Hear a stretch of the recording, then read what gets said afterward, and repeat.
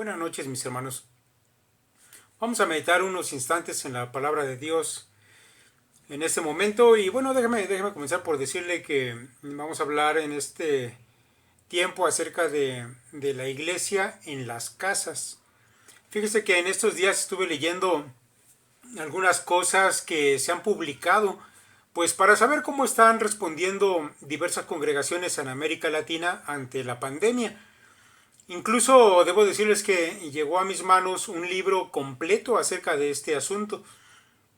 Pero mire, tengo que decirle que con cierta desilusión veo que más que claridad al respecto de las cosas que estamos viviendo, hay más bien perplejidad en muchas congregaciones en América Latina. Creo, mis hermanos, sin embargo, que ante todo tipo de cosas, ya sean adversas o favorables, siempre tenemos que ir más bien de regreso a las escrituras, para que sean estas las que sigan siendo lámpara y lumbrera en nuestro camino, como lo declara la misma escritura.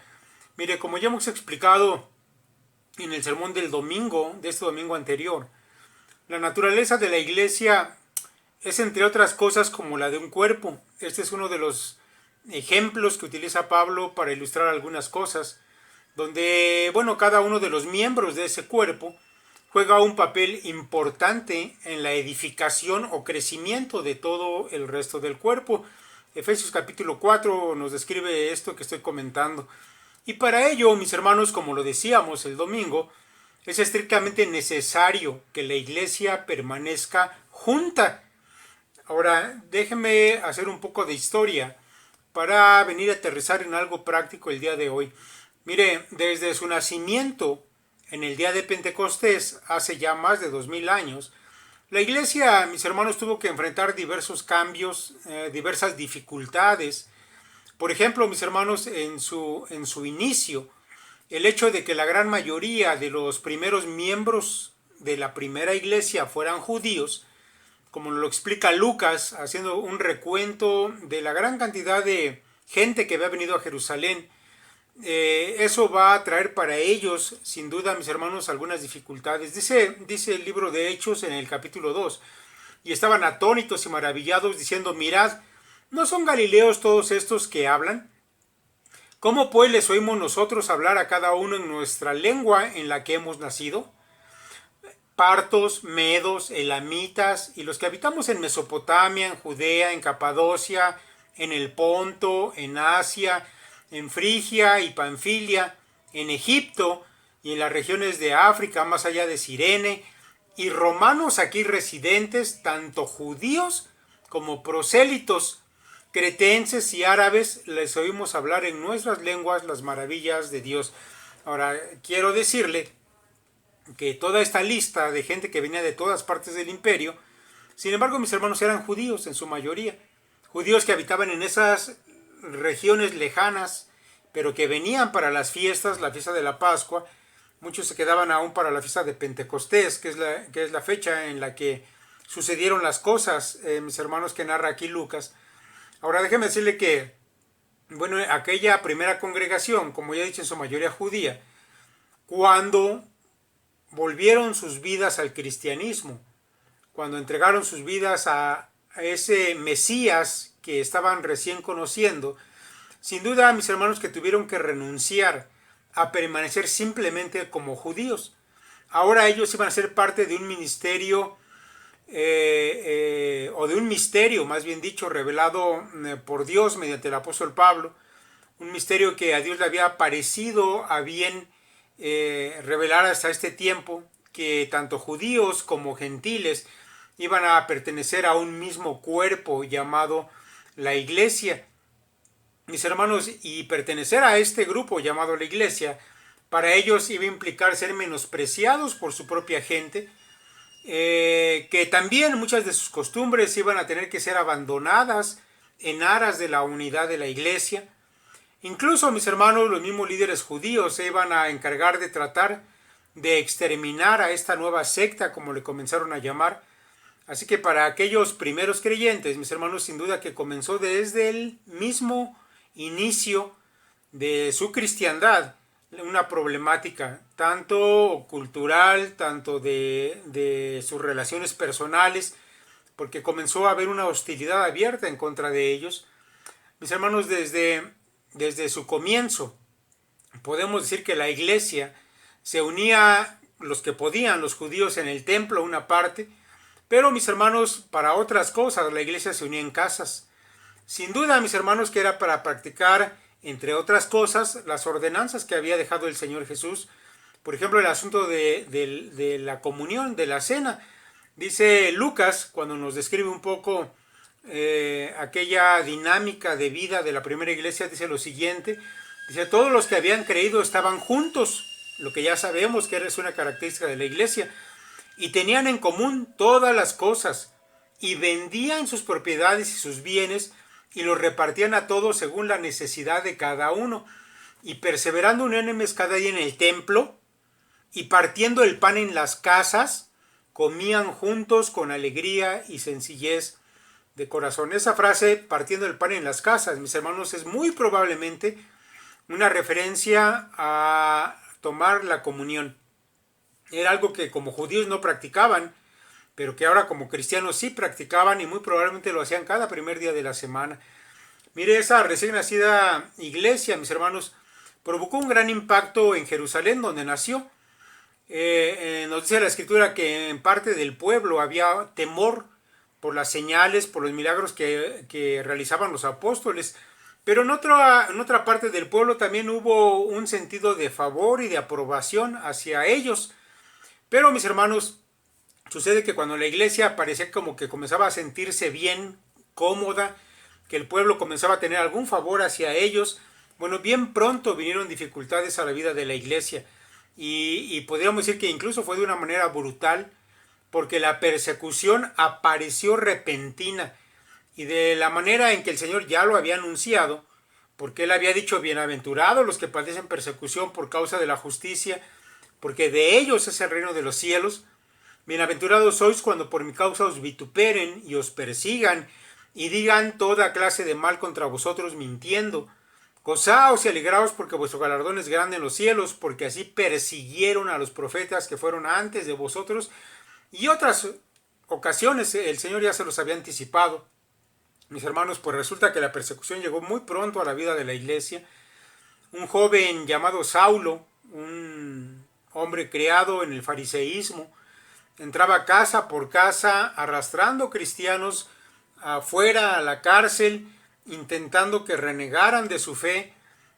Más adelante él explica que cuando hacía esto pensaba que realmente servía a Dios de esa manera. Parecía que esa nueva secta amenazaba al judaísmo que él tanto amaba y se había dedicado pues a arrastrar cristianos a la cárcel. Esa persecución, mis hermanos, a pesar de ser tan difícil para la iglesia, logró que la iglesia se sacudiera de la comodidad en la que estaba cayendo. Y aquí yo quiero que usted ponga mucha atención, porque la iglesia tuvo que salir huyendo de Jerusalén hacia todas partes del Imperio Romano, y con ello el Evangelio, mis hermanos, también fue predicado en todas partes y se dispersó. Mis hermanos, ante estas situaciones, la iglesia demostró varias cosas. Por ejemplo, que iba a ser odiada de manera permanente por el mundo y que el mundo iba a tratar de acallarla, de intentar evitar que ellos siguieran predicando el Evangelio. Pero mis hermanos, como también su creador lo había prometido, la iglesia demostró ser indestructible, porque el mismo Señor había dicho que incluso las puertas del Hades no prevalecerían en contra de ella. Al parecer, mis hermanos, el diseño que el Señor Jesucristo había tenido en mente y bajo el cual creó a la iglesia y la dotó de capacidades, mis hermanos, fue puesto a prueba en aquella ocasión, y en los siglos subsiguientes, mis hermanos, ha venido siendo probado una y otra vez en medio de la prueba, de la persecución, de la dificultad, y resulta que es eficaz porque es un diseño divino. Mis hermanos, es obvio que ante la persecución y las diversas adversidades, el hecho de poderse reunir en un solo lugar, en el caso de la iglesia primitiva ya en el templo o allí en la ciudad de Jerusalén, aunque fuera en diversas casas, no era muy práctico. porque, mis hermanos, la persecución vino y no era posible que se estuviera arriesgando al estar todos reunidos en un solo lugar. Incluso llegó el momento en que a las mismas casas entraba Saulo y los sacaba de allí. Bueno, mis hermanos, la iglesia tuvo que buscar otros lugares. Fue en casas y fue en algunos lugares incluso secretos que la iglesia terminó reuniéndose. La Biblia nos dice, mis hermanos, que al menos en tiempos de Pablo, tal como lo cuenta Lucas allá en Hechos, y el mismo apóstol Pablo a lo largo de sus epístolas, mis hermanos, la iglesia se reunió en casas. El escritor de Hebreos, que escribe probablemente después de la muerte del apóstol Pablo, aún nos da testimonio, mis hermanos, de que la iglesia seguía reuniéndose en casas, porque era mucho más práctico ante la hostilidad y la persecución que había en contra de ella. Aquí, mis hermanos, hay que decir algo importante. La iglesia nunca ha estado ligada a un templo. Nunca ha estado ligada a lugares determinados para poder existir. Porque, mis hermanos, usted sabe, para los primeros judíos debió haber sido muy difícil, los primeros judíos cristianos, debió haber sido muy difícil abandonar esa costumbre de milenios de reunirse en el templo. Para ellos era, por decirlo de esta manera, el corazón de su religión. Pero de la iglesia, mis hermanos, el Señor había dicho otra cosa. El Señor le dijo a aquella mujer samaritana de la que nos platica Juan en el capítulo 4, mujer, créeme que la hora viene cuando ni en este monte ni en Jerusalén adoraréis al Padre. Mas la hora viene y ahora es cuando los verdaderos adoradores adorarán al Padre en espíritu y en verdad, porque también el Padre tales adoradores busca que le adoren. Adorar en espíritu, mis hermanos, es una referencia al espíritu del hombre. El hombre tiene en su corazón a Dios, tiene en su corazón al Espíritu, al Hijo, y mis hermanos, con su espíritu adora al Padre. Él mismo es templo de Dios, no tiene necesidad de más templos, no tiene necesidad de un lugar fijo realmente. En un medio ambiente hostil, reunirse en casas definitivamente fue más práctico para la primera iglesia. Y yo quiero que usted escuche un poco del lenguaje del apóstol Pablo cuando escribe ya a Filemón y hace alusión a que la iglesia se reunía en casa de Filemón. Y le voy a pedir que escuche el lenguaje de Pablo porque nos habla de las hostilidades que había en el ambiente en contra de la iglesia. Dice, Pablo, prisionero de Jesucristo, y el hermano Timoteo, al amado Filemón, colaborador nuestro, y a la hermana amada Apia y a Arquipo, nuestro compañero de milicia, y a la iglesia que está en tu casa. Mire, Pablo se refiere a sí mismo como prisionero de Cristo Jesús. ¿Qué quería decir eso? Que a causa de su testimonio de Cristo, él estaba en la cárcel en el momento que está escribiendo esta epístola. Y además llama a Arquipo, quien probablemente era pastor de la iglesia en casa de Filemón, compañero de milicia. Pablo estima que ser cristiano en aquellos tiempos era una lucha, una guerra abierta contra el mundo, contra las fuerzas de las tinieblas, pero también, mis hermanos, sin duda contra el mundo que odiaba a la iglesia. Y Pablo, mis hermanos, termina diciendo que la iglesia se reunía en casa de Filemón. Mis hermanos, quiero que usted reflexione por un instante en todo esto. Para los primeros hermanos, proclamar el evangelio les costó afrontar graves riesgos.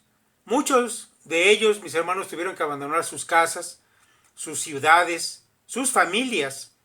Para otros, ser cristianos significó perder sus empleos, ser humillados de múltiples maneras. Para otros, mis hermanos, la cárcel fue el precio que tuvieron que pagar, e incluso para cientos o miles de ellos, la muerte. Pero la iglesia, mis hermanos, nunca perdió su naturaleza original. El hecho de que la iglesia siguió proclamando el evangelio, siguió edificándose a través de permanecer junta. Tampoco, mis hermanos, la iglesia perdió el objetivo de su misión, la proclamación, mis hermanos, del evangelio. Y esto, mis hermanos, a lo largo de 2000 años de historia se ha repetido muchas veces.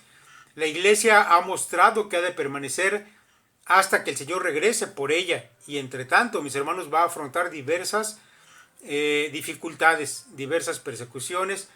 Yo creo, mis hermanos, que en nuestros días es necesario recordar todo esto.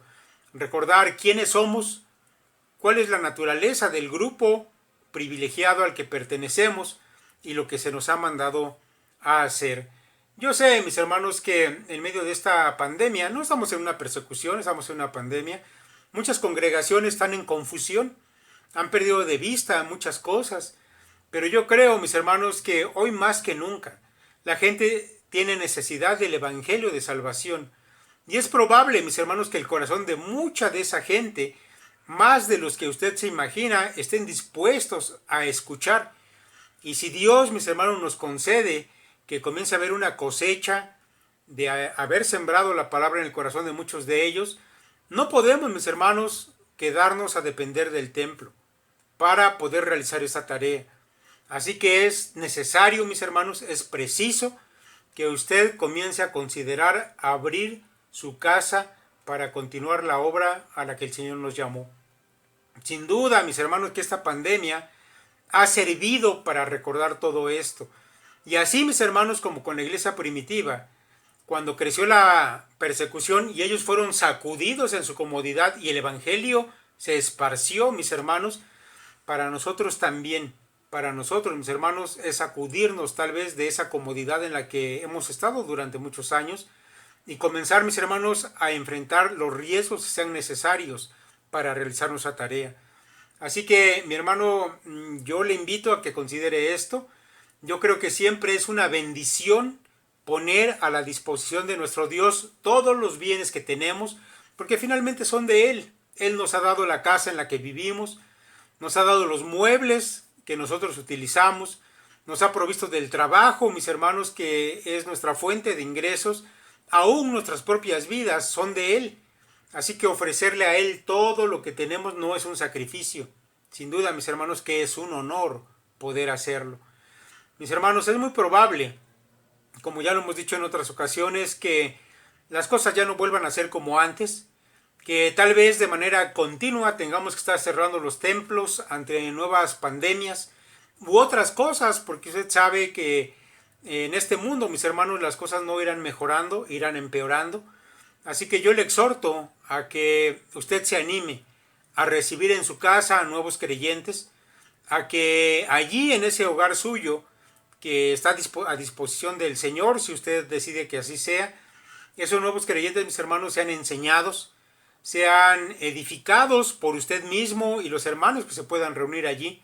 Ellos van a aprender de usted a orar, a estudiar la Biblia, a alabar a Dios, a vivir de la manera que a Dios le es grato. Y mi hermano, si no se puede hacer en el templo, hagámoslo en nuestras casas. Sin duda, mis hermanos, que habrá fruto de esta labor y también bendición, mis hermanos, para aquel lugar y aquella familia donde las casas sean abiertas. De esto hemos hablado en otro video, en uno que se titula Las cosas santas de Dios. Se lo voy a dejar por aquí al final de este video que estamos realizando en este momento, para que si es necesario lo vuelva a escuchar. Mis hermanos, es un gozo saludarlos, que el Señor les bendiga, reflexionemos en todo esto y pongámoslo, mis hermanos, por obra para la gloria de Dios. Dios les bendice.